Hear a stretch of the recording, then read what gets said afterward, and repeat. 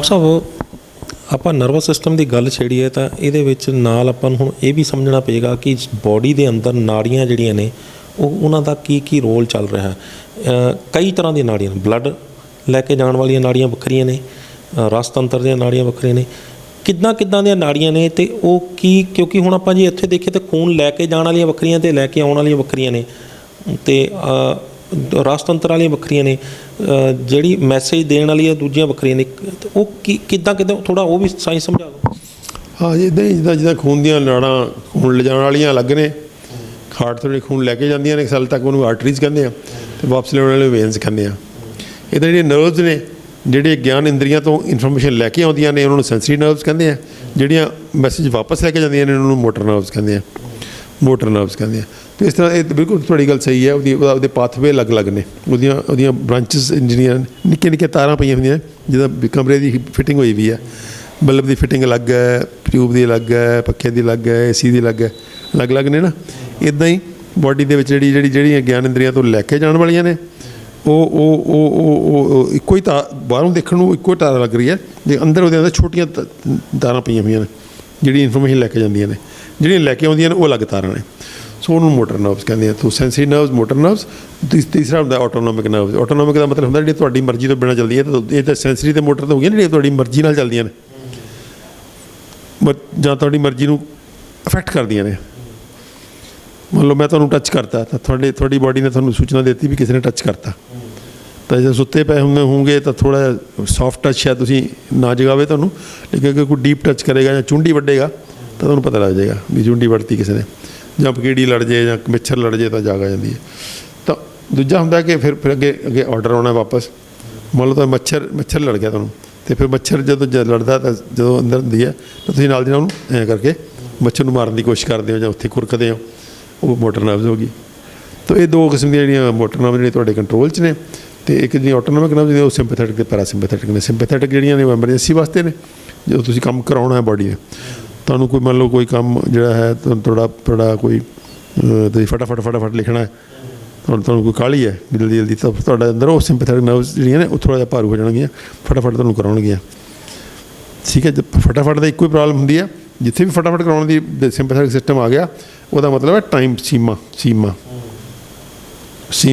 ਉਹ ਸੀਮਾ ਹੈ ਤੁਹਾਡੀ, ਉਹ ਸੀਮਾ ਅਲੱਗ ਬੰਦੇ ਦੀ ਅਲੱਗ ਹੋ ਸਕਦੀ ਹੈ, ਉਹਦਾ ਸਟੈਮਿਨਾ ਅਲੱਗ ਹੋ ਸਕਦਾ। ਇੱਕ ਬਜ਼ੁਰਗ ਦਾ ਜਿਹੜਾ ਫਰਕ ਹੈ, ਮੇਰੀ ਉਮਰ ਦਾ ਬੰਦਾ, ਮੇਰੀ ਉਹ ਸੀਮਾ ਥੋੜ੍ਹੀ ਹੋਊਗੀ, ਜਿਹੜਾ ਜਵਾਨ ਹੈ ਉਹਦੀ ਸੀਮਾ ਜ਼ਿਆਦਾ ਹੋਏਗੀ ਥੱਕਣ ਦੀ। ਮੈਨੂੰ 4 ਘੰਟੇ ਬਾਅਦ, 2 ਘੰਟੇ ਬਾਅਦ ਜਾਂ 3 ਘੰਟੇ ਬਾਅਦ ਥਕਾਵਟ ਹੋ ਸਕਦੀ ਹੈ, ਜਵਾਨ ਨੂੰ 8 ਘੰਟੇ ਬਾਅਦ, 10 ਘੰਟੇ ਬਾਅਦ ਹੋਏਗੀ, ਲੇਕਿਨ ਹੋਏਗੀ। ਸੋ ਸਿੰਪੈਥੈਟਿਕ ਸਿਸਟਮ ਜਿੱਥੇ ਵੀ ਆ ਗਿਆ, ਉੱਥੇ ਸਮਝੋ ਕਿ ਉਸ ਸਮੇਂ ਸੀਮਾ ਆ ਗਈ, ਉਸ ਤੋਂ ਬਾਅਦ ਤੁਹਾਨੂੰ ਰੈਸਟ ਕਰਨਾ ਪਏਗਾ, ਫਿਰ ਉਹ ਰੀਸਟੋਰ ਹੋਏਗਾ ਸਾਰਾ। ਕਿਉਂਕਿ ਜਦੋਂ ਸਿੰਪੈਥੈਟਿਕ ਸਿਸਟਮ ਕੰਮ ਕਰਦਾ, ਉਹਦੇ ਅੰਦਰ ਵੇਸਟ ਕ੍ਰੀਏਟ ਹੁੰਦਾ, ਕਾਫੀ ਸਾਰਾ ਟੌਕਸਿਕ ਚੀਜ਼ਾਂ ਕ੍ਰੀਏਟ ਹੁੰਦੀਆਂ ਨੇ, ਉਹ ਟੌਕਸਿਕ ਚੀਜ਼ਾਂ ਨੂੰ ਬਾਹਰ ਕੱਢਣਾ ਪੈਂਦਾ ਬਾਡੀ ਨੂੰ। ਜੋ ਟੌਕਸਿਕ ਚੀਜ਼ਾਂ ਫਿਰ ਤੁਹਾਨੂੰ ਕੰਪੈਲ ਕਰਦੀਆਂ ਕਿ ਗੋ ਟੂ ਰੈਸਟ, ਸੋ ਜਾਓ, ਖਤਮ ਕਰੋ ਇਹਨੂੰ। ਤਾਂ ਉਹ ਜਦੋਂ ਸੋਨੇ ਹੋ ਤੁਸੀਂ, ਤਾਂ ਸੌਣ ਲੱਗਿਆ ਫਿਰ ਜਦੋਂ ਸੋ ਜਾਂਦੇ ਹੋ ਤੁਸੀਂ, ਫਿਰ ਬਾਡੀ ਦੇ ਅੰਦਰ ਬਹੁਤ ਪਿਆਰਾ ਮੈਕੈਨਿਜ਼ਮ ਹੈ, ਉਹਨੂੰ ਅਸੀਂ ਕਹਿੰਦੇ ਹਾਂ ਜਿਹੜਾ ਡੀਟੌਕਸੀਫਿਕੇਸ਼ਨ ਦਾ। ਬਾਡੀ ਸਾਰੇ ਜ਼ਹਿਰ ਜੂਰ ਜੇ ਪਾਸੇ ਸੰਭਾਲ ਦਿੰਦੀ, ਕੂੜਾ ਕਚਰਾ ਹਟਾ ਕੇ ਫਿਰ ਨਵੇਂ ਸਿਰੇ ਤੋਂ ਉਹਨੂੰ ਸਿਰ ਨਵਾਂ ਕਰ ਦਿੰਦੀ ਹੈ। ਤਾਂ ਇੱਦਾਂ ਜਿਹੜਾ ਅੱਡ ਕਿਸਮ ਦੀਆਂ ਜਿਹੜੀਆਂ ਨਰਵਜ਼ ਨੇ ਉਹ ਅਲੱਗ ਕੰਮ ਕਰਦੀਆਂ ਨੇ। ਇੱਕ ਡਾਕਟਰ ਸਾਹਿਬ, ਨਰਵਸ ਸਿਸਟਮ ਦੇ ਜਿਹੜੇ ਰੋਗ ਨੇ, ਹੁਣ ਆਪਾਂ ਜੇਕਰ ਸਟਾਰਟ ਬ੍ਰੇਨ ਤੋਂ ਕਰੀਏ ਤਾਂ ਬ੍ਰੇਨ ਜਿਹੜਾ ਹੈਗਾ ਉਹ ਇੱਕ ਐਸਾ ਪਾਰਟ ਹੈ ਜਿਹਦੇ ਤੋਂ ਸਾਰਾ ਸਿਸਟਮ ਜਿਹੜਾ ਹੈਗਾ ਉਹ ਚੱਲ ਰਿਹਾ। ਨਰਵਸ ਸਿਸਟਮ ਸਾਰਾ ਦਾ ਸਾਰਾ ਉਹਦੇ ਨਾਲ ਜੁੜਿਆ ਹੋਇਆ, ਕਿਉਂਕਿ ਬ੍ਰੇਨ, ਤੁਸੀਂ ਇਹ ਦੱਸਿਆ ਸਾਰਾ ਕਿ ਬ੍ਰੇਨ ਜਿੰਨਾ ਵੀ ਜੋ ਕੁਛ ਵੀ ਜਾ ਰਿਹਾ ਉਹ ਬ੍ਰੇਨ ਤੱਕ ਪਹੁੰਚ ਕੇ ਉੱਥੋਂ ਹੀ ਸਾਰਾ ਕੰਟਰੋਲ ਚੱਲ ਰਿਹਾ ਹੈਗਾ। ਇੱਕ ਚੀਜ਼ ਜਿਹੜੀ ਅਕਸਰ ਸੁਣਨ ਨੂੰ ਮਿਲਦੀ ਹੈ, ਕਈ ਵਾਰੀ ਫਿਲਮਾਂ 'ਚ ਵੀ ਸੁਣਿਆ, ਕਈ ਵਾਰੀ ਡਾਕਟਰਸ ਤੋਂ ਵੀ ਸੁਣਿਆ ਕਿ ਨਰਵਸ ਬ੍ਰੇਕਡਾਊਨ ਹੋ ਜਾਂਦਾ। ਨਰਵਸ ਬ੍ਰੇਕਡਾਊਨ ਕੀ ਚੀਜ਼ ਹੈ? ਆਪਾਂ ਇੱਦਾਂ ਜਿਹੜੀ ਕਾਮਨ ਜਿਹੀਆਂ ਗੱਲਾਂ ਨੇ, ਜਿਹੜੀ ਤੁਸੀਂ ਨਰਵਸ ਬ੍ਰੇਕਡਾਊਨ ਦੀ ਗੱਲ ਕੀਤੀ ਹੈ, ਤਾਂ ਉਸ ਤੋਂ ਬਾਅਦ ਬਾਕੀ ਕਾਮਨ ਬਿਮਾਰੀਆਂ ਦੀ ਵੀ ਗੱਲ ਕਰ ਲੈਂਦੇ ਹਾਂ ਕਿ ਕਾਮਨ ਬਿਮਾਰੀਆਂ ਕਿਉਂਕਿ ਬਿਮਾਰੀਆਂ ਤਾਂ ਬਹੁਤ ਜ਼ਿਆਦਾ ਨੇ।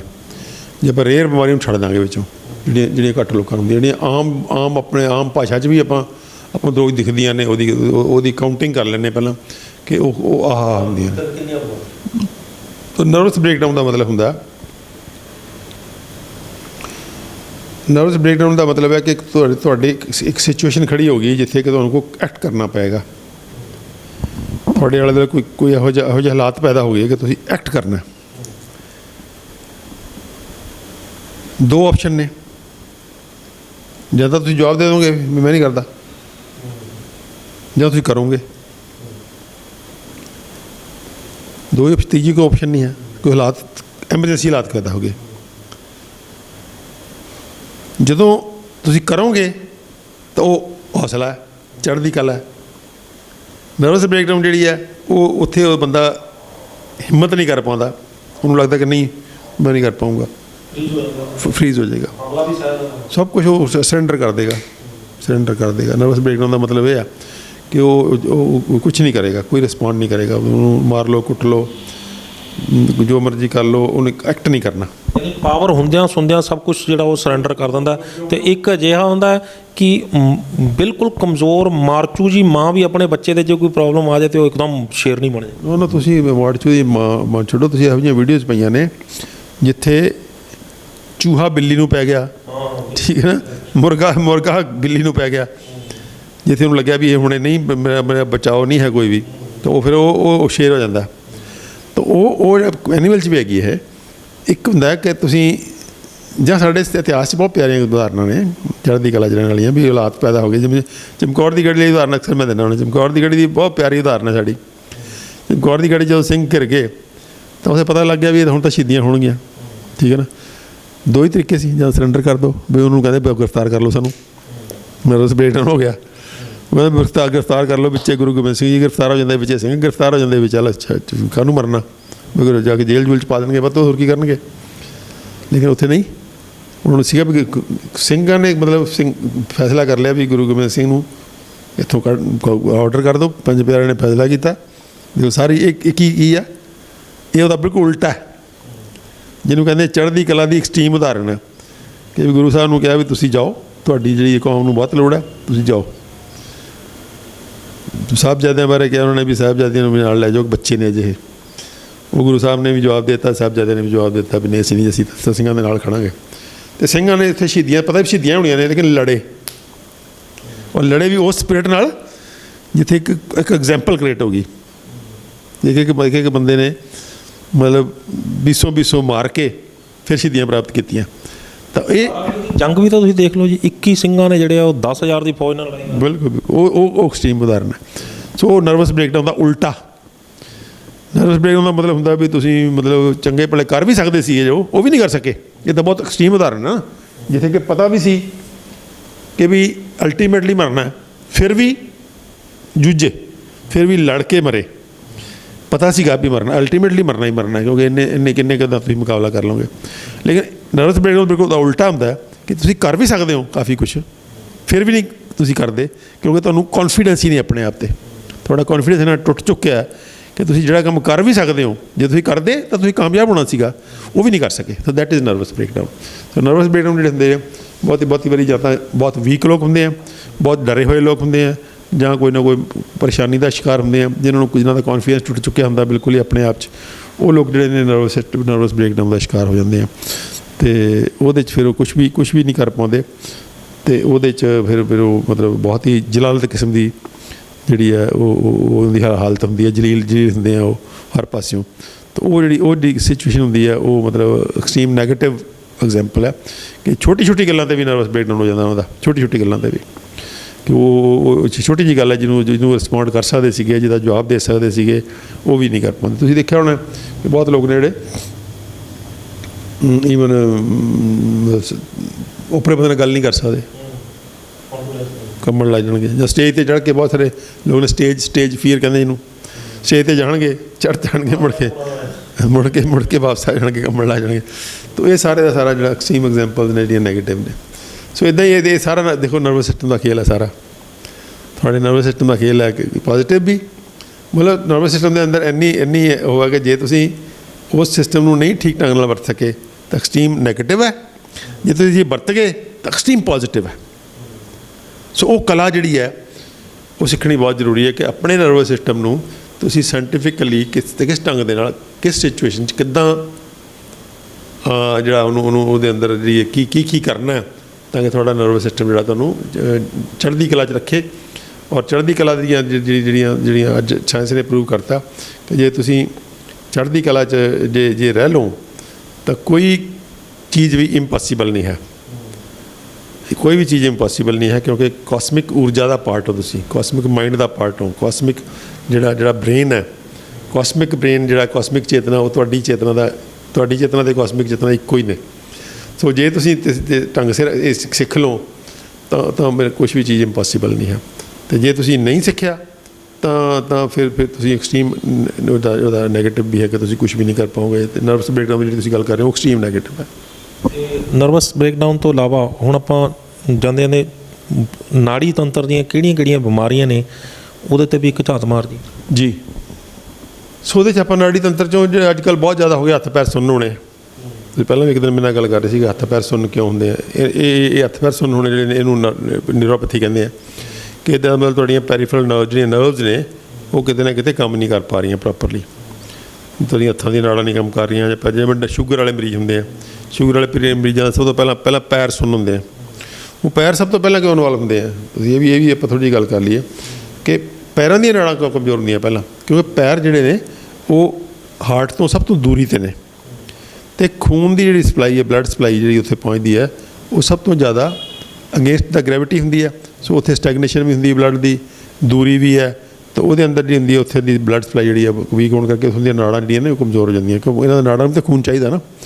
ਤਾਂ ਜਦੋਂ ਇਹਨਾਂ ਨਾੜਾਂ ਨੂੰ ਪ੍ਰੋਪਰਲੀ ਖੂਨ ਨਹੀਂ ਮਿਲੇਗਾ ਤਾਂ ਉੱਥੋਂ ਦੀਆਂ ਨਾੜਾਂ ਜਿਹੜੀਆਂ ਨੇ ਉਹ ਖਰਾਬ ਹੋਣ ਲੱਗ ਜਾਂਦੀਆਂ ਨੇ।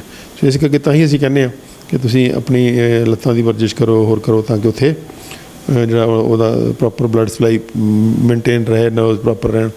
ਤਾਂ ਉਹ ਉਹਨੂੰ ਕਹਿੰਦੇ ਪੈਰੀਫਰਲ ਨਿਊਰੋਪੈਥੀ। ਪੈਰੀਫਰਲ ਦਾ ਮਤਲਬ ਸਿਰਿਆਂ 'ਤੇ ਹੱਥਾਂ 'ਤੇ ਪੈਰਾਂ 'ਤੇ ਪੈਰੀਫਰਲ ਨਿਊਰੋਪੈਥੀ ਦੋ ਹੀ ਪਾਰਟ ਦੀ ਜ਼ਿਆਦਾ ਕਾਮਨ ਹੈ, ਪੈਰਾਂ ਦੀ ਅਤੇ ਹੱਥਾਂ ਦੀ। ਉਸ ਤੋਂ ਬਾਅਦ ਫਿਰ ਲੱਤਾਂ ਦੀ ਅਤੇ ਬਾਹਾਂ ਦੀ। ਤਾਂ ਇਹਨੂੰ ਪੈਰੀਫਰਲ ਨਿਊਰੋਪੈਥੀ ਕਹਿੰਦੇ ਆ। ਉਸ ਤੋਂ ਇਲਾਵਾ ਪਾਸਾ ਮਾਰਿਆ ਜਾਂਦਾ, ਜਿਹੜਾ ਇੱਕ ਪਾਸਾ ਮਾਰਿਆ ਜਾਂਦਾ ਅਧਰੰਗ ਕਹਿੰਦੇ ਇਹਨੂੰ, ਕਿ ਪੂਰੇ ਦਾ ਪੂਰਾ ਖੱਬਾ ਪਾਸਾ ਜਾਂ ਸੱਜਾ ਪਾਸਾ ਮਾਰਿਆ ਗਿਆ। ਸੱਜਾ ਪਾਸਾ ਮਾਰਿਆ ਜਾਂਦਾ ਆਮ ਤੌਰ 'ਤੇ ਤਾਂ ਸਪੀਚ ਵੀ ਨਾਲ ਉੱਡ ਜਾਂਦੀ ਹੈ, ਬੋਲਣ ਵਾਲਾ ਸੈਂਟਰ ਵੀ ਜਾਂਦਾ, ਖੱਬੇ ਪਾਸੇ 'ਚ ਬੋਲਣ ਵਾਲਾ ਸੈਂਟਰ ਵੱਜ ਜਾਂਦਾ, ਕਿਉਂਕਿ ਬਹੁਤ ਹੀ ਵਾਰੀ ਜਿਹੜਾ ਹੁੰਦਾ ਜਿਹੜਾ ਬੋਲਣ ਵਾਲਾ ਸੈਂਟਰ ਹੁੰਦਾ ਉਹ ਬ੍ਰੇਨ ਦੇ ਖੱਬੇ ਪਾਸੇ ਹੁੰਦਾ ਅਤੇ ਸੱਜਾ ਪਾਸਾ ਬ੍ਰੇਨ ਉਲਟ ਪਾਸੇ ਨੂੰ ਕੰਟਰੋਲ ਕਰਦਾ। ਬੋਲਣ ਵਾਲਾ ਪਾਸਾ ਖੱਬੇ ਪਾਸੇ ਅਤੇ ਜਿਹੜਾ ਦੂਜਾ ਸੱਜੇ ਪਾਸੇ ਸੈਂਟਰ ਜਿਹੜਾ ਹੁੰਦਾ ਉਹ ਜ਼ਿਆਦਾ ਖੱਬੇ ਪਾਸੇ ਹੁੰਦਾ ਅਤੇ ਉਸ ਤੋਂ ਸੱਜੇ ਪਾਸੇ ਨੂੰ ਕੰਟਰੋਲ ਕਰਦਾ, ਕਿ ਉਸ ਖੱਬਾ ਬ੍ਰੇਨ ਸੱਜੇ ਪਾਸੇ ਨੂੰ ਕੰਟਰੋਲ ਕਰਦਾ, ਸੱਜਾ ਬ੍ਰੇਨ ਖੱਬੇ ਪਾਸੇ ਨੂੰ ਕੰਟਰੋਲ ਕਰਦਾ। ਕ੍ਰਾਸਿੰਗ ਹੈ, ਬ੍ਰੇਨ ਪਾਸੇ ਪ੍ਰੋਬਲਮ ਆਈ ਤਾਂ ਸੱਜੇ ਵਾਲੇ ਪਾਸੇ ਨੂੰ ਇਫੈਕਟ ਪਏਗਾ, ਸੱਜਾ ਪਾਸਾ ਹੋਊਗਾ। ਤਾਂ ਜਦੋਂ ਸੱਜਾ ਪਾਸਾ ਪੈਰਾਲਾਈਜ਼ ਹੁੰਦਾ ਤਾਂ ਨਾਲ ਬ੍ਰੇਨ ਸਪੀਚ ਸੈਂਟਰ ਵੀ ਉੱਡ ਜਾਂਦਾ ਨਾਲ, ਅਤੇ ਕਿਉਂਕਿ ਉੱਥੇ ਫਿਰ ਸਪੀਚ ਵੀ ਇਫੈਕਟ ਹੋ ਜਾਂਦੀ ਹੈ। ਜੇ ਖੱਬੇ ਪਾਸੇ ਦਾ ਪੈਰਾਲਾਈਸਿਸ ਹੋਵੇ ਤਾਂ ਫਿਰ ਸਪੀਚ ਬਚ ਜਾਂਦੀ ਹੈ। ਤਾਂ ਪੂਰੇ ਦਾ ਪੂਰਾ ਦਾ ਬਾਹਾਂ ਲੱਤ ਇੱਕ ਪੈਰਾਲਾਈਜ਼ ਹੋ ਗਈ, ਉਹਨੂੰ ਕਹਿੰਦੇ ਹੈਮੀਪਲੀਜੀਆ। ਟੋਟਲ ਪੂਰਾ ਬਾਡੀ ਵੀ ਪੈਰਾਲਾਈਸਿਸ ਹੋ ਜਾਂਦਾ, ਟੋਟਲ ਬਾਡੀ ਪੈਰਾਲਾਈਜ਼। ਉਹ ਹੋਰ ਬਿਮਾਰੀਆਂ ਨੇ, ਉਹਦੀ ਗੱਲ ਕਰਦੇ ਆਪਾਂ। ਸੋ ਇਹਦਾ ਕੀ ਆਧਾਰ ਹੈ ਕਿ ਕੋਈ ਇੱਕ ਨਾੜੀ ਜਿਹੜੀ ਉਸ ਸੈਂਟਰ ਨੂੰ ਸਪਲਾਈ ਕਰਦੀ ਸੀ ਉਹ ਨਾੜੀ ਬਲਾਕ ਹੋ ਗਈ। ਜਿਵੇਂ ਹਾਰਟ ਅਟੈਕ ਹੁੰਦਾ, ਹਾਰਟ ਦੀ ਨਾੜ ਕੋਈ ਬਲਾਕ ਹੋ ਜਾਏ ਤਾਂ ਹਾਰਟ ਅਟੈਕ ਹੋ ਜਾਂਦਾ। ਇੱਦਾਂ ਬ੍ਰੇਨ ਦੀ ਨਾੜੀ ਕੋਈ ਬਲਾਕ ਹੋ ਜਾਏ ਤਾਂ ਇੱਕ ਸਾਈਡ ਦਾ ਪੈਰਾਲਾਈਸਿਸ ਹੋ ਜਾਂਦਾ। ਸੋ ਉਹ ਬਿਮਾਰੀ ਨਾੜੀ ਤੰਤਰ ਦੀ ਨਹੀਂ ਹੈ, ਨਰਵਸ ਸਿਸਟਮ ਦੀ ਨਹੀਂ ਹੈ, ਉਹ ਬਲੱਡ ਵੈਸਲ ਦੀ ਬਿਮਾਰੀ ਹੈ, ਕਿਉਂਕਿ ਉਸ ਪਾਰਟ ਦੇ ਸੈਂਟਰਲ ਨਰਵਸ ਸਿਸਟਮ ਦਾ ਬਲੱਡ ਰੁਕ ਗਿਆ। ਇਸ ਕਰਕੇ ਉਹਦੇ ਅੰਦਰ ਕੀ ਹੋ ਗਿਆ, ਤੁਹਾਡਾ ਉਹ ਪਾਸਾ ਮਾਰਿਆ ਗਿਆ, ਉਹਨੇ ਉਹ ਇੱਕ ਪਾਸਾ ਮਾਰਿਆ ਗਿਆ। ਉਸ ਤੋਂ ਬਾਅਦ ਹੁੰਦਾ ਪੈਰਾਪਲੀਜੀਆ। ਪੈਰਾਪਲੀਜੀਆ ਦਾ ਮਤਲਬ ਹੁੰਦਾ ਧੁੰਨੀ ਤੋਂ ਲੈ ਕੇ ਥੱਲੇ ਲੱਤਾਂ ਮਾਰੀਆਂ ਗਈਆਂ, ਪੈਰਾਪਲੀਜੀਆ। ਇਹ ਹੈਮੀਪਲੀਜੀਆ, ਹੈਮੀ ਮੀਨਸ ਹਾਫ, ਪੈਰਾ ਮੀਨਸ ਪੈਰਾ ਦਾ ਮਤਲਬ ਤੁਸੀਂ ਇੱਥੇ ਲਾਓਗੇ ਕਿ ਦੋਨੋਂ ਲੱਤਾਂ ਜਦੋਂ ਮਾਰੀਆਂ ਜਾਂਦੀਆਂ ਉਹਨੂੰ ਪੈਰਾਪਲੀਜੀਆ ਕਹਿ ਦਿੰਦੇ ਆ। ਪੈਰਾ ਦਾ ਲਿਟਰਲ ਮੀਨਿੰਗ ਕੀ ਬਣੇਗਾ ਇਹਦੇ 'ਚ? ਪੈਰਾ ਦਾ ਮਤਲਬ ਪੈਰੀਫਰੀ ਕਹਿ ਸਕਦੇ ਆਪਾਂ, ਪੈਰਾਪਲੀਜੀਆ ਕਿ ਦੋ ਲੱਤਾਂ ਜਿਹੜੀਆਂ ਦੋਨੋਂ ਮਾਰੀਆਂ ਗਈਆਂ ਉਹਨੂੰ ਪੈਰਾਪਲੀਜੀਆ ਕਹਿ ਦਿੰਦੇ ਆ। ਜਿਹੜਾ ਇੱਕ ਪੂਰਾ ਪਾਸਾ ਮਾਰਿਆ ਜਾਂਦਾ ਉਹਨੂੰ ਹੈਮੀਪਲੀਜੀਆ ਕਹਿ ਦਿੰਦੇ। ਹੈਮੀ ਮੀਨਸ ਹਾਫ, ਕਿ ਅੱਧਾ ਪਾਸਾ ਮਾਰਿਆ ਗਿਆ, ਇੱਕ ਪਾਸਾ ਮਾਰਿਆ ਗਿਆ ਤਾਂ ਅੱਧਾ ਸਰੀਰ ਦਾ ਅੱਧਾ ਪਾਸਾ ਮਾਰਿਆ ਗਿਆ, ਅੱਧਾ ਸਰੀਰ ਮਾਰਿਆ ਗਿਆ ਨਾ, ਉਹਨੂੰ ਹੈਮੀਪਲੀਜੀਆ ਕਹਿੰਦੇ ਆ। ਜਦੋਂ ਧੁੰਨੀ ਤੋਂ ਥੱਲੇ ਪੈਰਾਲਾਈਜ਼ ਹੋ ਗਿਆ ਤਾਂ ਉਹਨੂੰ ਪੈਰਾਪਲੀਜੀਆ ਕਹਿੰਦੇ। ਪੈਰਾਪਲੀਜੀਆ ਉਦੋਂ ਹੁੰਦਾ ਜਦੋਂ ਸਪਾਈਨਲ ਕਾਰਡ ਦੀ ਬਿਮਾਰੀ ਹੋਵੇ। ਉਹ ਬ੍ਰੇਨ ਦੀ ਬਿਮਾਰੀ ਨਹੀਂ ਹੈ, ਉਹ ਸੁਖਮਨਾ ਨਾੜੀ ਦੀ ਬਿਮਾਰੀ ਹੈ। ਉਹ D3 D4 ਲੈਵਲ 'ਤੇ ਜਾਂ D5 ਲੈਵਲ 'ਤੇ ਇੱਥੇ ਕਿਤੇ ਅਗਰ ਕੋਈ ਨਾੜੀ ਦਬ ਗਈ ਜਾਂ ਕੋਈ ਬਿਮਾਰੀ ਹੋ ਗਈ ਉਹਦੀ, ਤਾਂ ਉੱਥੋਂ ਫਿਰ ਉਹ TB ਵੀ ਹੁੰਦੀ ਹੈ ਸਪਾਈਨਲ ਕਾਰਡ ਦੀ, ਤਾਂ ਉਹ ਵੀ ਕਰ ਦਿੰਦੀ ਹੈ। ਤਾਂ ਉਹ ਕਿਤੇ ਨਾ ਕਿਤੇ ਉਹਦੇ ਅੰਦਰ ਦੋਨੋਂ ਲੱਤਾਂ ਮਾਰੀਆਂ ਜਾਂਦੀਆਂ। ਜਿਹੜਾ ਤੁਸੀਂ ਕਹਿੰਦੇ ਸਾਰੀ ਬਾਡੀ ਮਾਰੀ ਜਾਂਦੀ ਹੈ, ਉਹਦੇ 'ਚ ਬਿਮਾਰੀ ਹੁੰਦੀ ਹੈ ਜਿਹੜੀ ਉਹ ਡਿਫਰੈਂਟ ਹੁੰਦੀ ਹੈ। ਉਹਨੂੰ ਕਹਿੰਦੇ ਆ ਗੁਲਨ-ਬਰੇ ਸਿੰਡਰੋਮ, ਗੁਲਿਨ-ਬਰੇ ਸਿੰਡਰੋਮ। ਗੁਲਿਨ-ਬਰੇ ਸਿੰਡਰੋਮ 'ਚ ਬੜੀ ਕਾਮਨ ਵਾਇਰਲ ਬਿਮਾਰੀ ਆ। ਉਹਦੇ ਅੰਦਰ ਸਾਰੀਆਂ ਦੀਆਂ ਸਾਰੀਆਂ ਨਰਵ ਜਿਹੜੀਆਂ ਨੇ ਪੈਰਾਲਾਈਜ਼ ਹੋ ਜਾਂਦੀਆਂ ਨੇ ਪੂਰੀ ਬਾਡੀ ਦੀਆਂ। ਉਹ ਕਿਸ ਸਟੇਜ 'ਤੇ ਜਾ ਕੇ ਰੁਕਦੀ ਹੈ, ਕਿਸ ਸਟੇਜ 'ਤੇ, ਉਹ ਡਿਪੈਂਡ ਕਰਦਾ ਤੁਹਾਡੀ ਇਮਿਊਨਿਟੀ ਕਿੰਨੀ ਕੁ ਹੈ। ਤਾਂ ਗੁਲਿਨ-ਬਰੇ ਸਿੰਡਰੋਮ ਜਿਹੜੀ ਹੁੰਦੀ ਹੈ basically nerves, it's a viral infection of nerves, ਕਿ ਨਰਵ ਜਿਹੜੀਆਂ ਨੇ ਪੈਰਾਲਾਈਜ਼ ਹੁੰਦੀਆਂ ਨੇ। ਇੱਕ ਫੇਸ ਇਕੱਲਾ ਫੇਸ ਇੱਕ ਪਾਸਾ ਮਾਰਿਆ ਜਾਂਦਾ, ਫੇਸ਼ੀਅਲ ਪੈਰਾਲਿਸਿਸ। ਬਹੁਤ ਵਾਰੀ ਲੋਕ ਫੇਸ਼ੀਅਲ ਪੈਰਾਲਿਸਿਸ ਤੇ ਹੈਮੀਪਲੀਜੀਆ ਨੂੰ ਕਨਫਿਊਜ਼ ਕਰ ਜਾਂਦੇ ਆ। ਫੇਸ਼ੀਅਲ ਪੈਰਾਲਿਸਿਸ ਇਹ viral disease, facial paralysis viral disease ਹੈ। ਗੁਲਿਨ-ਬਰੇ ਵਾਇਰਲ ਡਿਜ਼ੀਜ਼ ਹੈ। ਜਿਹੜੀ ਹੈਮੀਪਲੀਜੀਆ ਉਹ ਇੱਥੇ ਬ੍ਰੇਨ 'ਚ ਕਲੌਟ ਫਸ ਗਿਆ, ਇੱਕ ਪਾਸਾ ਮਾਰਿਆ ਜਾਏਗਾ। ਜਿਹੜਾ ਪੈਰਾਪਲੀਜੀਆ ਉਹ ਸਪਾਈਨਲ ਕਾਰਡ ਦੀ ਬਿਮਾਰੀ ਹੈ, ਸਪਾਈਨਲ ਕਾਰਡ ਦੀ ਬਿਮਾਰੀ ਹੈ। ਦੂਜੀ ਜਿਹੜੀ ਕਾਮਨ ਬਿਮਾਰੀ ਸ਼ੈਟਿਕਾ, ਰੀੜ੍ਹ ਦੀ ਹੱਡੀ, ਉਹ ਵੀ ਸਪਾਈਨਲ ਕਾਰਡ ਦੀ ਬਿਮਾਰੀ ਹੈ ਕਿ ਸਪਾਈਨਲ ਕਾਰਡ ਦੇ ਵਿੱਚ ਜਦੋਂ ਨਰਵ ਨਿਕਲਣੀ ਲੱਤ ਵਾਲੀ ਉੱਥੇ ਦੱਬ ਰਹੀ ਹੈ, ਉਹਨੂੰ ਕਹਿੰਦੇ ਆਪਾਂ ਰੀੜ੍ਹ ਦੀ ਦਰਦ ਕਹਿ ਦਿੰਦੇ ਆ। ਰੀੜ੍ਹ ਦੀ ਦਰਦ 'ਚ ਲੱਤ 'ਚ ਕੋਈ ਨੁਕਸ ਨਹੀਂ ਹੈ, ਨੁਕਸ ਕਿੱਥੇ ਆ? ਸਪਾਈਨਲ ਕਾਰਡ 'ਤੇ। ਉਹ ਜਿਹੜੀ ਨਰਵ ਨਿਕਲ ਰਹੀ ਸੀ ਲੱਤ ਵਾਲੀ ਉਹ ਦੱਬ ਰਹੀ ਹੈ, ਉਹਨੂੰ ਕਹਿੰਦੇ ਰੀੜ੍ਹ ਦੀ ਦਰਦ। ਸੋ ਰੀੜ੍ਹ ਦੀ ਦਰਦ ਬਹੁਤ ਹੀ ਕਾਮਨ ਹੈ ਕਿਉਂਕਿ ਅੱਜ ਕੱਲ੍ਹ ਸਾਡੀ ਜਿਹੜੀ ਆਪਾਂ ਵਰਜਿਸ਼ ਨਾ ਕਰਨ ਕਰਕੇ ਜਿਹੜੀ ਸਪਾਈਨਲ ਕਾਰਡ ਵੀਕ ਕਰ ਲਈ ਆ, ਜਿਹੜੀ ਰੀੜ੍ਹ ਦੀ ਹੱਡੀ। ਅਤੇ ਰੀੜ੍ਹ ਦੀ ਹੱਡੀ ਜਦੋਂ ਵੀਕ ਹੁੰਦੀ ਹੈ ਤਾਂ ਇਹ ਫਿਰ ਉਹ ਜਿਹੜੀ ਜਿੱਥੋਂ ਨਰਵ ਨਿਕਲ ਰਹੀਆਂ ਉੱਥੇ ਦੱਬ ਜਾਂਦੀ ਹੈ ਕਿਤੇ ਨਾ ਕਿਤੇ ਥੋੜ੍ਹੀ ਬਹੁਤੀ। ਕੋਈ ਤੁਰਦਿਆਂ ਫਿਰਦਿਆਂ ਕੋਈ ਉਹ ਇੱਕ ਸਾਈਡ ਤੋਂ ਕਿਤੇ ਕੋਈ ਉਹਦੇ ਅੰਦਰ ਡਿਸਕ ਹੁੰਦੀ ਹੈ, ਆਪਾਂ ਕਹਿੰਦੇ ਡਿਸਕ ਹੋ ਗਈ। ਉਹ ਦੋ ਵਟੇਬਰੇ ਜਦੋਂ ਇੱਕ ਦੂਜੇ ਦੇ ਉੱਪਰ ਰੱਖੇ ਹੁੰਦੇ ਤਾਂ ਵਿਚਾਲੇ ਜਿਹੜਾ ਜੋੜ ਹੁੰਦਾ ਉਹਨੂੰ ਡਿਸਕ ਕਹਿੰਦੇ ਆ, ਸਪੰਜ ਟਾਈਪ। ਤਾਂ ਕਿ ਉਸ ਰੀੜ੍ਹ ਦੀ ਹੱਡੀ ਨੂੰ ਫਲੈਕਸੀਬਿਲਿਟੀ ਦੇਣ ਲਈ ਕੁਦਰਤ ਨੇ ਇੱਕ ਸਪੰਜ ਪਾਇਆ ਹੋਇਆ। ਤਾਂ ਉਹ ਜਿਹੜਾ ਸਪੰਜ ਹੈ ਉਹ ਕਿਤੇ ਨਾ ਕਿਤੇ ਲੀਕ ਕਰ ਜਾਂਦਾ ਹੈ, ਬਾਹਰ ਹੋ ਗਿਆ ਜਾਂ ਨਿਕਲ ਗਿਆ ਉੱਥੋਂ, ਜੇ ਹਿੱਲ ਗਿਆ ਤਾਂ ਉਹ ਨਰਵ ਦਬਣ ਲੱਗ ਜਾਂਦੀ ਹੈ, ਤਾਂ ਉਹਨੂੰ ਸ਼ੈਟਿਕਾ ਕਹਿ ਦਿੰਦੇ ਆ। ਤਾਂ ਜਿਹੜਾ ਫੇਸ਼ੀਅਲ ਪੈਰਾਲਿਸਿਸ ਹੈ ਉਹ ਇੱਥੇ ਫੇਸ਼ੀਅਲ ਨਰਵ ਨਿਕਲਦੀ ਹੈ, ਇੱਥੇ ਦੀ ਉਹ ਜਦੋਂ ਫੇਸ਼ੀਅਲ ਨਰਵ ਦੀ ਵਾਇਰਲ ਇਨਫੈਕਸ਼ਨ ਹੁੰਦੀ ਹੈ ਤਾਂ ਉੱਥੋਂ ਉਹ ਸੋਜਾ ਹੁੰਦਾ, ਉਹ ਨਿੱਕੀ ਜਿਹੀ ਮੋਰੀ 'ਚੋਂ ਨਿਕਲਦੀ ਹੈ। ਉੱਥੇ ਉਹ ਜਦੋਂ ਉਹਦੇ ਅੰਦਰ ਪ੍ਰੈਸ਼ਰ ਆ ਜਾਂਦਾ ਤਾਂ ਉਹ ਇੱਕ ਪਾਸਾ ਫੇਸ ਦਾ ਮਾਰਿਆ ਜਾਂਦਾ। ਇਹ ਬਹੁਤ ਹੀ ਵਾਰੀ ਸੈਲਫ ਰਿਕਵਰਿੰਗ ਹੁੰਦਾ। ਬਹੁਤ ਇਹ ਜਲਦੀ ਰਿਕਵਰ ਨਹੀਂ ਹੁੰਦਾ, ਕਾਫੀ ਦੇਰ ਤੱਕ ਜੇ ਜਾਂਦਾ ਵੀ ਤਾਂ ਇਫੈਕਟ ਦੇ ਜਾਂਦਾ। ਉਲਟਾ ਹੁੰਦਾ। ਇਹ 99% ਕੇਸਿਸ 'ਚ ਰਿਕਵਰ ਹੋ ਜਾਂਦਾ ਆਪਣੇ ਆਪ ਹੀ ਵਿਦਨ 1 to 2 ਵੀਕਸ। ਇੱਕ ਬਹੁਤ ਬੰਦੇ ਨੇ ਦੇਖਿਆ ਵੀ ਕਈ ਵਾਰੀ ਹਾਂ ਵੀ ਮੂੰਹ ਵਿੰਗਾ ਹੀ ਰਹਿੰਦਾ, ਕਾਫੀ 1% ਹੁੰਦੇ ਆ ਕਿਉਂਕਿ ਇੱਕ ਵਾਇਰਲ ਇਨਫੈਕਸ਼ਨ ਦੀ ਫੇਸ਼ੀਅਲ ਨਰਵ ਦੀ ਬਹੁਤ ਕਾਮਨ ਹੈ।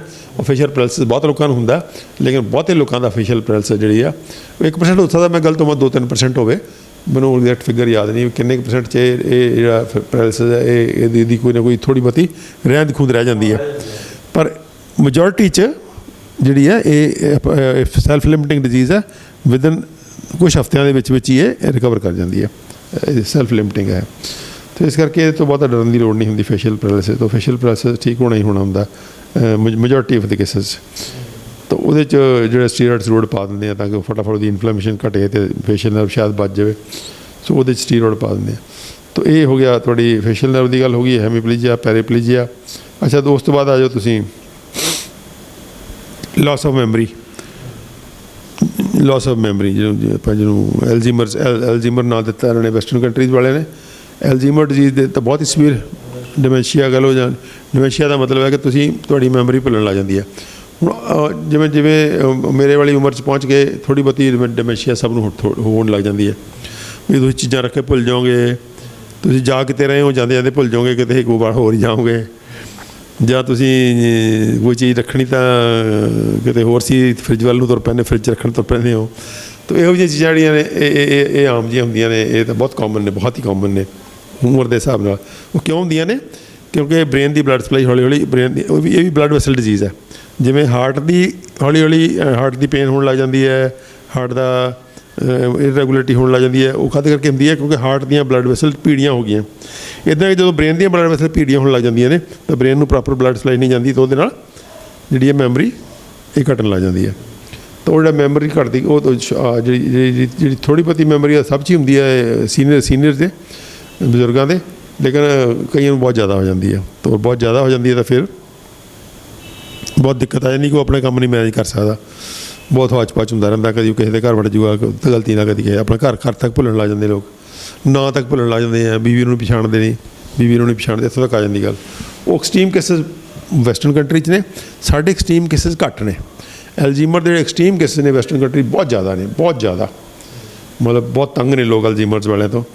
ਅਤੇ ਲੇਕਿਨ ਇੱਥੇ ਨਹੀਂ ਹੁੰਦੇ। ਅਤੇ ਉਹ ਬੜੀ ਉਹ ਰਾਦਰ ਸਾਡੇ 'ਤੇ ਬਹੁਤ ਹੀ ਜੈਲਸੀ ਕਰਦੇ ਆ ਕਿ ਇਹ ਇਹਨਾਂ ਮੁਲਕਾਂ 'ਚ ਕਿਉਂ ਨਹੀਂ ਹੁੰਦੇ। ਤੇ ਬਹੁਤ ਲੋਕ ਕਹਿੰਦੇ ਆ ਵੀ ਇਹ ਹਲਦੀ ਤੇ ਮਸਾਲੇ ਖਾਂਦੇ ਆ ਤਾਂ ਨਹੀਂ ਹੁੰਦੇ। ਚਲੋ ਉਹ ਆਪਾਂ ਉਹਦੇ 'ਚ ਆਵਾਂਗੇ ਜਦੋਂ ਉਹਦੇ 'ਚ ਡਿਟੇਲ 'ਚ ਗੱਲ ਕਰਾਂਗੇ। ਲੇਕਿਨ ਉਹ ਆਮ ਉੱਥੇ ਮਿੱਥ ਬਣਿਆ ਹੋਇਆ ਵੀ ਜਿਹੜੇ ਇੰਡੀਅਨ ਲੋਕ ਨੇ ਜੇ ਮਸਾਲੇ ਖਾਂਦੇ ਤੇ ਹਲਦੀ ਖਾਸ ਕਰਕੇ ਖਾਂਦੇ ਆ ਅਤੇ ਇਹਦੇ ਕਰਕੇ ਇਹਨਾਂ 'ਚ ਅਲਜ਼ੀਮਰਸ ਨਹੀਂ ਹੁੰਦੀ, ਘੱਟ ਹੁੰਦੀ ਹੈ। ਸਾਡੇ ਅਲਜ਼ੀਮਰਸ ਕਹਿੰਦੇ ਵੀ ਨਹੀਂ ਅਸੀਂ, ਕਿਉਂਕਿ ਉਸ ਲੈਵਲ 'ਤੇ ਨਹੀਂ ਜਾਂਦੀ, ਉਹ ਬਹੁਤ ਲੋ ਲੈਵਲ 'ਤੇ ਰਹਿੰਦੀ, ਉਹਨੂੰ ਡਿਮੈਂਸ਼ੀਆ ਕਹਿ ਦਿੰਦੇ ਅਸੀਂ। ਸੋ ਇੱਦਾਂ ਦੀਆਂ ਬਿਮਾਰੀਆਂ ਜਿਹੜੀਆਂ ਨਰਵਸ ਸਿਸਟਮ ਦੀਆਂ ਜਿਹੜੀਆਂ ਨੇ। ਬਾਕੀ ਵੈਰੀਕੋਜ਼ ਵੇਨ ਡਿਫਰੈਂਟ ਚੀਜ਼ ਹੋਗੀ। ਵੈਰੀਕੋਜ਼ ਵੇਨ ਤਾਂ ਵੇਨਸ ਦੀ ਬਿਮਾਰੀ ਹੈ ਨਾ, ਉਹ ਨਰਵਸ ਦੀ ਬਿਮਾਰੀ ਨਹੀਂ ਹੈ, ਨਰਵਸ ਸਿਸਟਮ ਦੀ ਬਿਮਾਰੀ ਨਹੀਂ ਹੈ ਉਹ। ਸੋ ਨਰਵਸ ਸਿਸਟਮ ਦੀਆਂ ਬਿਮਾਰੀਆਂ 'ਚੋਂ ਕੰਨਾਂ ਦੀ ਹੁੰਦੀ ਹੈ ਹਾਰਡ ਆਫ ਹੀਅਰਿੰਗ ਹੋ ਗਈ, ਜੇ ਕੰਨਾਂ ਦੀ ਨਰਵ ਕਮਜ਼ੋਰ ਹੋ ਗਈ ਹਾਰਡ ਆਫ ਹੀਅਰਿੰਗ ਹੋ ਜਾਂਦੀ ਹੈ। ਅੱਖਾਂ ਦੀ ਨਰਵ ਕਮਜ਼ੋਰ ਹੋ ਗਈ, ਅੱਖਾਂ ਦੀ ਨਿਗਾਹ ਕਮਜ਼ੋਰ ਹੋਣਾ, ਉਹ ਵੀ ਅੱਖਾਂ ਦੀ ਉਹ ਵੀ ਕਮਜ਼ੋਰ ਹੋ ਜਾਂਦੀ ਹੈ। ਸੋ ਇੱਦਾਂ ਦੀਆਂ ਕੁਛ ਜਿਹੜੀਆਂ ਨੇ ਚੀਜ਼ਾਂ ਜਿਹੜੀਆਂ ਨੇ ਉਹ ਅੱਛਾ, ਜਦੋਂ ਪੇਟ ਦੀਆਂ ਨਰਵਸ ਕਮਜ਼ੋਰ ਹੋਣ ਲੱਗੀਆਂ ਤਾਂ ਹਾਜ਼ਮਾ ਖਰਾਬ ਹੋ ਜਾਏਗਾ, ਪੇਟ ਗੈਸ ਬਣਨ ਲੱਗ ਜਾਏਗੀ, ਪੇਟ ਫਲਾਵਟ ਆਉਣ ਲੱਗ ਜਾਏਗੀ, ਜਿਹੜੀ ਹੈ ਪੇਟ ਜਿਹੜਾ ਹੈ ਉਹ ਨਾੜਾਂ ਨੇ ਜਿਹੜੀਆਂ ਅੰਤੜੀਆਂ ਨੇ ਉਹ ਜਿਹਨੂੰ ਕਹਿੰਦੇ ਆ ਪ੍ਰੋਪਰਲੀ ਮੂਵ ਨਹੀਂ ਕਰਨਗੀਆਂ, ਭੁੱਖ ਨਹੀਂ ਲੱਗੇਗੀ, ਕੌਨਸਟੀਪੇਸ਼ਨ ਹੋਣ ਲੱਗ ਜਾਏਗੀ। ਸੋ ਉਹ ਨਾੜਾਂ ਅੰਤੜੀਆਂ ਦੀਆਂ ਨਾੜਾਂ ਨੇ ਉਹ ਹੋ ਜਾਣਗੀਆਂ। ਅੰਦਰ ਇੰਟਰਨਲ ਔਰਗਨ ਦੀਆਂ ਨਾੜਾਂ ਵੀ ਖਰਾਬ ਹੋਣ ਲੱਗ ਜਾਂਦੀਆਂ ਕਈ ਵਾਰੀ। ਉਹ ਸਿਸਟਮ ਵੀ ਜਿਹੜਾ ਹੈ ਉਹ ਕਿਤੇ ਖਰਾਬ ਹੁੰਦਾ। ਜੇ ਹਾਰਟ ਦੀ ਨਾੜਾਂ ਜਿਹੜੀਆਂ ਨੇ ਨਰਵਸ ਖਰਾਬ ਹੋਣ ਲੱਗ ਗਈਆਂ ਤਾਂ ਹਾਰਟ ਦਾ ਜਿਹੜਾ ਕੰਡਕਟਿੰਗ ਸਿਸਟਮ ਹੈ ਉਹ ਖਰਾਬ ਹੋਣ ਲੱਗ ਜਾਂਦਾ। ਸੋ ਇਸ ਕਰਕੇ ਨਰਵਸ ਦੇ ਆਪਣਾ ਇੱਕ ਸੰਸਾਰ ਹੈ ਜਿਹਦੇ 'ਚ ਜੋ ਹੁੰਦੀਆਂ ਅਲੱਗ-ਅਲੱਗ ਬਿਮਾਰੀਆਂ ਹੁੰਦੀਆਂ ਨੇ। ਬਹੁਤ ਧੰਨਵਾਦ ਡਾਕਟਰ ਸਾਹਿਬ। ਅਗਲੀ ਵਾਰ ਆਪਾਂ ਗੱਲ ਕਰਾਂਗੇ ਸ਼ੁਰੂਆਤ ਸਪੈਸੀਫਿਕ ਬਿਮਾਰੀਆਂ ਦੇ ਉੱਤੇ ਅਤੇ ਸਟਾਰਟ ਬ੍ਰੇਨ ਤੋਂ ਕਰਾਂਗੇ।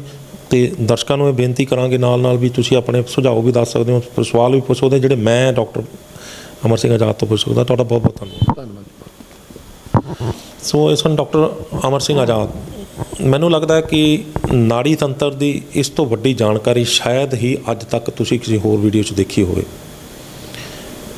ਇੱਕ ਚੀਜ਼ ਤੁਹਾਨੂੰ ਇਸ ਤਰ੍ਹਾਂ ਸਮਝਾਈ ਗਈ ਹੈ ਜਿਸ ਤਰ੍ਹਾਂ ਕਿ ਕਿਸੇ ਨੂੰ ਕਲਾਸ ਦੇ ਵਿੱਚ ਬੈਠ ਕੇ ਸਾਹਮਣੇ ਬੈਠੇ ਬੱਚਿਆਂ ਨੂੰ ਇੱਕ ਟੀਚਰ ਸਮਝਾ ਰਿਹਾ ਹੁੰਦਾ।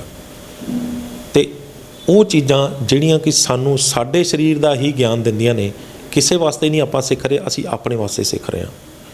ਅਤੇ ਜਦੋਂ ਸਾਨੂੰ ਸਾਡੇ ਸਰੀਰ ਦਾ ਆਪਣੇ ਅੰਦਰ ਦਾ ਆਪ ਨੂੰ ਗਿਆਨ ਹੋ ਜਾਂਦਾ ਅਤੇ ਫਿਰ ਜਦੋਂ ਸਾਨੂੰ ਕੋਈ ਸਮੱਸਿਆ ਆਉਂਦੀ ਹੈ ਤਾਂ ਸਾਨੂੰ ਇਹ ਪਤਾ ਹੁੰਦਾ ਵੀ ਇੱਥੇ ਜਾ ਕੇ ਸਮੱਸਿਆ, ਅਸੀਂ ਇਸ ਪਾਰਟ ਨੂੰ ਇੱਦਾਂ ਠੀਕ ਕਰਨਾ, ਨਾ ਕਿ ਉੱਦਾਂ ਜਿੱਦਾਂ ਸਾਹਮਣੇ ਵਾਲਾ ਸਾਨੂੰ ਠੀਕ ਕਰਨ ਦੀ ਕੋਸ਼ਿਸ਼ ਕਰ ਰਿਹਾ।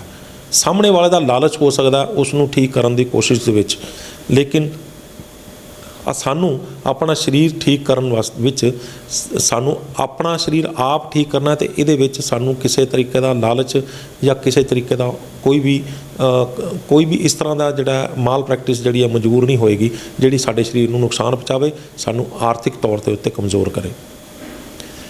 ਅੱਜ ਦੀ ਦਿੱਤੀ ਹੋਈ ਜਾਣਕਾਰੀ ਜੇਕਰ ਅਗਲੀ ਵੀਡੀਓ ਦੇ ਵਿੱਚ ਤੁਸੀਂ ਇਸ ਨੂੰ ਮਿਲਾ ਕੇ ਦੇਖੋਗੇ ਤਾਂ ਤੁਹਾਨੂੰ ਸਮਝ ਆਏਗਾ ਵੀ ਕਿੱਥੇ ਗੜਬੜ ਸੀਗੀ ਅਤੇ ਉਹਦਾ ਅੱਗੇ ਇਲਾਜ ਅਸੀਂ ਕਿੱਦਾਂ ਕਰਨਾ ਹੈਗਾ। ਉਮੀਦ ਕਰਦੇ ਹਾਂ ਕਿ ਇਹ ਵੀਡੀਓ ਤੁਹਾਨੂੰ ਪਸੰਦ ਆਈ ਹੋਵੇਗੀ, ਅਤੇ ਜੇ ਪਸੰਦ ਆਈ ਹੈ ਤਾਂ ਇਸ ਨੂੰ ਵੱਧ ਤੋਂ ਵੱਧ ਸ਼ੇਅਰ ਕਰੋ, ਕਿਉਂਕਿ ਨਾੜੀ ਤੰਤਰ ਦੀਆਂ ਬਿਮਾਰੀਆਂ ਨਾਲ ਸਮਾਜ ਦੇਸ਼ ਭਰਿਆ ਹੋਇਆ। ਕਿਉਂਕਿ ਨਾੜੀ ਤੰਤਰ ਇੱਕ ਅਜਿਹਾ ਤੰਤਰ ਹੈ ਜਿਹਦੇ ਨਾਲ ਹਰ ਇੱਕ ਸਰੀਰ ਦਾ ਹਰ ਇੱਕ ਅੰਗ ਜੁੜਿਆ ਹੋਇਆ, ਅਤੇ ਉਹਦੇ ਵਿੱਚ ਆਈਆਂ ਖਰਾਬੀਆਂ ਜਿਹੜੀਆਂ ਨੇ ਉਹ ਸਾਨੂੰ ਹੋਰ ਸਮੱਸਿਆਵਾਂ ਪੈਦਾ ਕਰਦੀਆਂ ਨੇ। ਅਤੇ ਜੇਕਰ ਇਹ ਸਮਝ ਪੈਦਾ ਹੁੰਦੀ ਹੈ ਕਿ ਕਿੱਥੇ ਖਰਾਬੀ ਹੋਣ ਕਰਕੇ ਸਾਡੇ ਕਿੱਥੇ ਜਾ ਕੇ ਸਮੱਸਿਆ ਪੈਦਾ ਹੋਈ ਹੈ, ਅਤੇ ਜੇ ਉਹ ਅੱਗੇ ਚੱਲ ਕੇ ਡਾਕਟਰ ਅਮਰ ਸਿੰਘ ਆਜ਼ਾਦ ਹੋਣਾ ਦੇ ਦੱਸੇ ਦੇ ਅਨੁਸਾਰ ਇਲਾਜ ਕਰਦੇ ਨੇ, ਆਪਣਾ ਇਲਾਜ ਖੁਦ ਕਰਦੇ ਨੇ, ਤਾਂ ਅਸੀਂ ਸਮਝਾਂਗੇ ਕਿ ਇਸ ਵੀਡੀਓ ਨੂੰ ਬਣਾਉਣ ਦਾ ਮਕਸਦ ਕਾਮਯਾਬ ਰਿਹਾ। ਸਾਡੇ ਚੈਨਲ ਨੂੰ, ਸਾਡੇ Facebook page news Asia Punjabi ਨੂੰ ਸਬਸਕ੍ਰਾਈਬ, ਲਾਈਕ ਅਤੇ ਫੋਲੋ ਕਰਨਾ ਨਾ ਭੁੱਲਿਓ। ਅਗਲੀ ਵਾਰ ਫੇਰ ਹਾਜ਼ਰ ਹੋਵਾਂਗੇ ਇੱਕ ਨਵੇਂ ਮੁੱਦੇ, ਇੱਕ ਨਵੇਂ ਮਹਿਮਾਨ ਦੇ ਨਾਲ। ਉਦੋਂ ਤੱਕ ਮੈਨੂੰ ਦਿਓ ਇਜਾਜ਼ਤ। ਧੰਨਵਾਦ।